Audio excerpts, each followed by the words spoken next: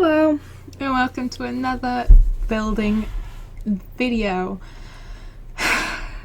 I just recorded this. My microphone was off. So now I get to do it again. This I wanted to be like a bookshop, kind of, I don't know what you would call it, but I wanted it to be that kind of thing. I wanted it to be a shop. You could turn it into a food shop, you could turn it into a arms shop. I just chose to do a bookshop because I wanted to make there a secret entrance to the upstairs area so that you could see the upstairs area, but unless you're the owner, you don't know how to get there.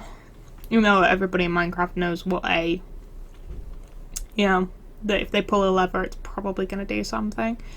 But so you can see that I'm just digging out the shape right now. I decided to go with this like weird W kind of vibe. I don't know what you call it. I just thought it worked well because if you want to know how to do the copy and pasting of text, for those of you that don't know, you have your text that you want to copy typed up, whether that's coordinates or what, and then you can do Control A on your keyboard, which is the CTRL key is Control, for those of you that don't know, even though I'm sure everyone knows because that's crouch, and A, and what that does is it selects all of the text in your box, and then you can do Control C and Control V, which is copy and paste, which allows you to copy and paste it. Moving on, I decided to use stone brick. Ignore me switching this, I thought it would do make the glass more glass-like without the seams between it. It didn't. I decided to do a palette with stone brick and black glass for some dramatic difference whilst also keeping it really neutral. I also went for lilac. No, it's not lilac. It is light blue terracotta and blue terracotta, because for some reason they seem to think that this is blue and lilac and not purple. Blue and light blue, not purple and lilac. Now, of course, fitting in with the theme of a bookshop, bookshops have a ton of glass.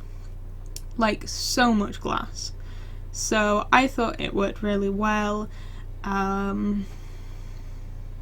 It's just like a nice thing, but at the same time, whilst they also have a lot of glass on the front, they normally are up against the back of something on the back wall, which I will come back to in a little bit as to why I think that a bookshop would be a good idea for a hidden door kind of build, but I'll explain that in a minute. So they don't normally have glass, but they don't normally have glass and stuff because they're normally up against a wall or something like that on the back. Then filling in the first floor roof with the blue and the light blue terracotta,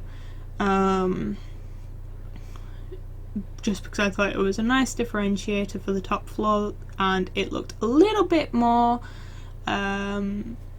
homely and not as cold, I guess, even though blue is a very cold colour. Because it's more of a lilac-y style blue, it definitely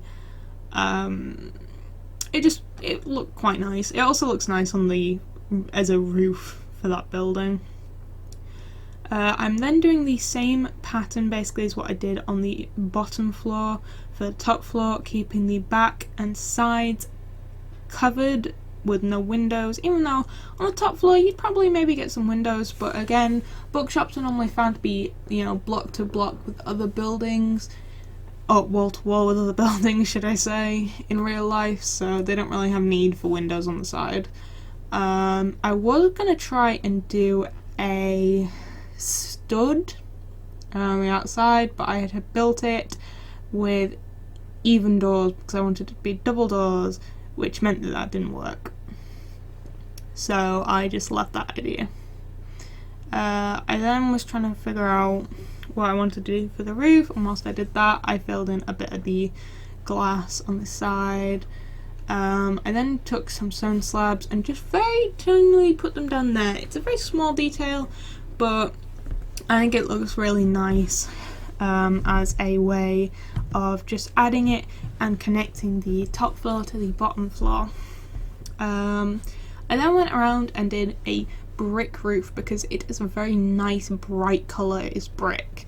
It's a nice bright red, and I think it stands out quite well.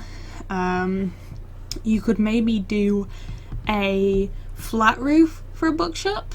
I don't know, but I like the pyramid roof, as I'm sure you can notice from the house in the background there. It's also a very Minecrafty style of roof, having the nice pyramid-y style roof, but with the top chopped off and just flattened out, just so that it doesn't appear too tall, because that just looks, well, it looks nice. It looks fitted to the size of the house. It doesn't look too big, it doesn't look too small, and it just works well with the actual shape of the build. I then add some windowsills with some grass so that I can add some flowers there later.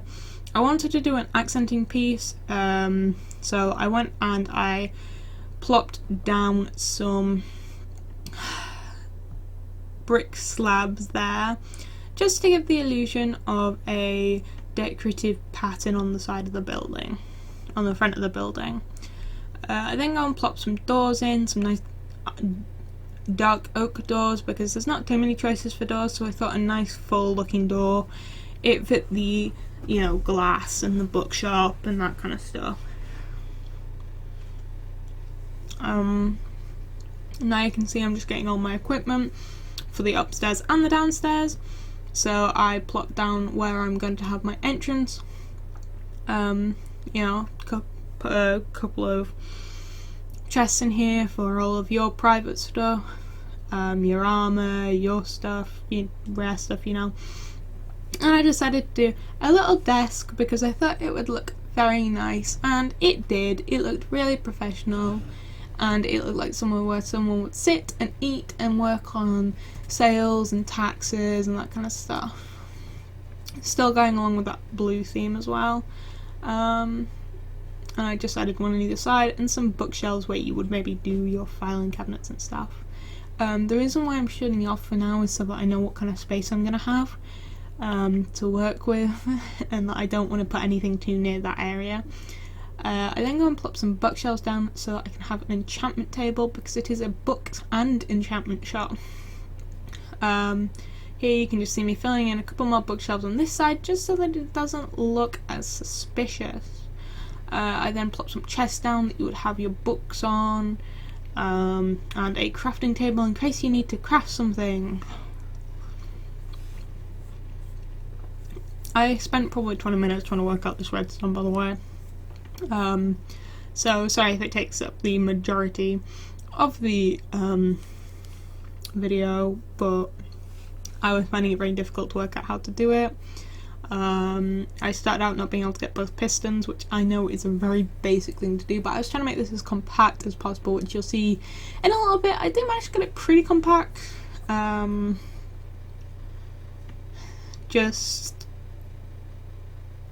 Yeah, this was kind of failing to begin with. I don't really play around with redstone a lot. I'm trying to get better at using it. So yeah.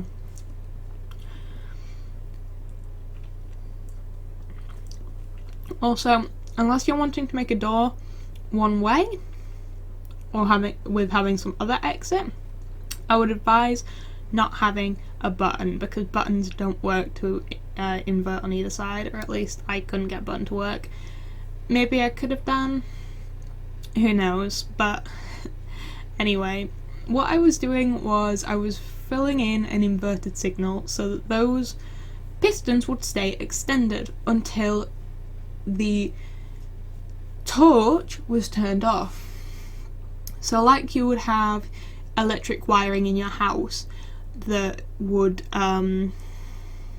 mean that I'm just trying to figure out a way to explain this. Electric in your housing, you'd have some wires, and those wires, when you flick the switch, have power coming into them. What you want is to have that power always on until you press the button again, or well, flick the switch again, which is kind of what the torch is. It's the on button. So when you press the switch, which I did actually realise I had to change it to, I was kind of messing around with this kind of stuff trying to get it to work. It wasn't working. But with the redstone lever, I was able to constantly invert or just leave alone the redstone torch on command, which is of course what you want. So I took a little bit of time and I placed down a redstone torch only on one side, because I only needed to invert the signal once. Hence why you can't have both switches on, otherwise it doesn't work to invert the signal. Because if you have one redstone torch on, one lever on, it inverts the signal again, which turns the redstone back on. But you don't want that, you want both of them to be able to turn it on and off, which means that you can only have one on and one off. And it's at this point I figured out how to do it. So you have one with an inverted signal on it, which is the one on the outside for me, which opens and closes it, keeps it open and closed. Then on this side you have another lever, one that sends a signal that can invert when the other one is on. So you can turn that one on and it turns the other one off, because it reinverts that signal, so it closes it behind you. If you want me to do an actual video on this, I'd be more than happy to. It's kind of difficult to explain when I've got it going so fast and stuff, even for me. And I was able to only have to add a couple of blocks there, which meant I could really shave down the size to only, like, I think 3 blocks wide. I mean, I could have maybe gotten it a bit smaller, I don't really know. But if you want me to like try and explain it properly, like step by step in a proper tutorial video, I can. As you can see, there's another little redstone contraption over there, which has a very funky doorway. It looks a bit weird, but I'm also planning on doing that once I figured it out a bit. You can then see I'm just adding a roof so that it doesn't look too odd, you know. Looks like it's just, you know, a back area for the building. Nobody's gonna question what it is. You know, you can just call it whatever, but this is why I say that putting this build somewhere would be up against a wall or up against other buildings, so that you could hide that redstone area without having to build decoratively on it. Which is what I was saying at the start of the video about making sure that you follow what a proper bookshop would do, and why I said a bookshop would be a good cover up, especially you know, because yeah, it just makes sense. Then I added, you know, a sign, because it's a bookshop. You want it to be a bookshop. And yeah, so I just plot the sign down, and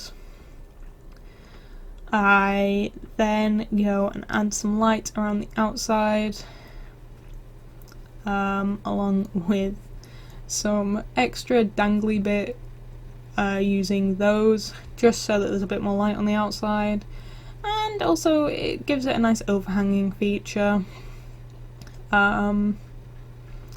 And I was just kind of admiring all of my builds at this point. Thank you for watching though. If you liked it, then make sure to like and subscribe so that I know that you want to see more stuff like this in the future. Thank you for watching once again, and goodbye.